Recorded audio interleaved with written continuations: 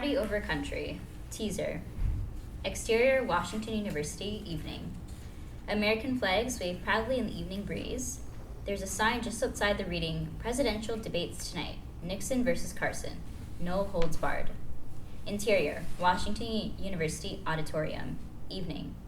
The auditorium seats are packed with people watching the last presidential debates between Republican candidate Fred Carson, late 40s, smug, loud, and clueless, and Democratic candidate Hope Nixon, 60s, wears tacky jewelry, pantsuits, and big fake smiles. The moderator, Buzz Collins from Liberty News Channel, keeps the questions coming. Candidate Nixon, why do you feel that you'd be a better choice to lead this great nation over Mr. Carson? Well, thank you, Buzz. I just want to take a moment to thank Washington University for hosting this event. Go Huskies! The crowd applauds. Now, this is a huge election, and I think the central question we want to ask ourselves is this. What kind of country do we want to be? What kind of future do we want to build for our children? We're at a tipping point right now globally. There's crises all around the world with unstable governments, changes in the climate, economic turmoil. Boring! Like I was saying, we need a leader who can bring this country back from the brink and make us a shining example of what democracy is. And I think that I'm just the person for that role. The crowd applauds her. Thank you, Mrs. Hope. Mr. Carson, same question to you. Why would you be a better choice to lead this country than your opponent? Carson takes out a harmonica and plays it like a pro for a couple of seconds before putting it back in his pocket. The crowd goes nuts. This is America. We're the loudest, brightest, sexiest country on the planet, God damn it! The crowd loves it. Mr. Carson, please try not to swear. We're live. Please answer the... I'm American. I can do whatever the fuck I want. We can do whatever we want. The crowd chants, USA, USA, And if USA. you're fine with nothing changing, same old, then go ahead and vote for Hope. Or as I call her, status quo-py Nixon. I'm the only one who can make America what it needs to be. The best. Mic drop. Carson takes the mic off the stand and drops it on the floor. The crowd applauds uproariously. A stagehand runs out onto the stage to quickly put the mic back into place before exiting the stage just as fast. Okay, let's not get too off topic. And please don't damage the equipment, Mr. Carson.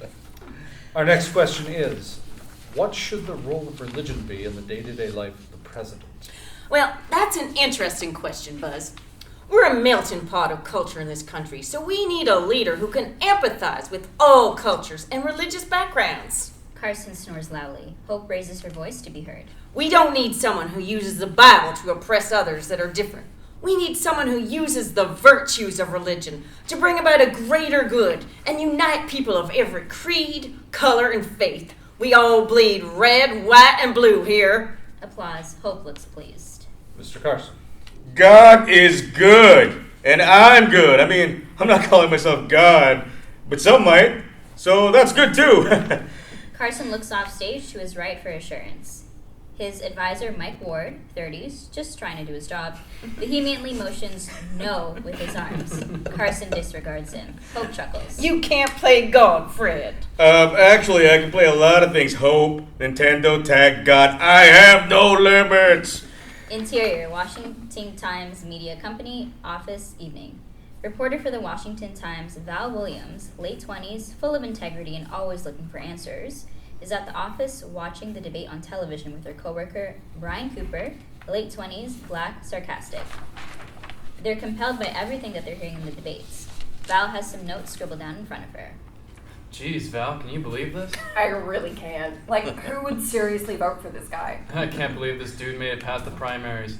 Hope's gonna mop the floor with this guy. You're absolutely right, Bryan. I see absolutely no way he wins either. Not a chance he wins the presidency. None whatsoever. 1 month later, election night. Interior, Washington Times Media Company, office, evening. Val and Bryan are watching the election coverage. A news anchor reads the results as they come in. And with Alaska voting Republican, that clinches the election in favor of Carson. Ladies and gentlemen, your new president of the United States is Fred Carson. Val and Bryan are absolutely dumbfounded by the results. Well, ain't that some shit? Son of... Fade out.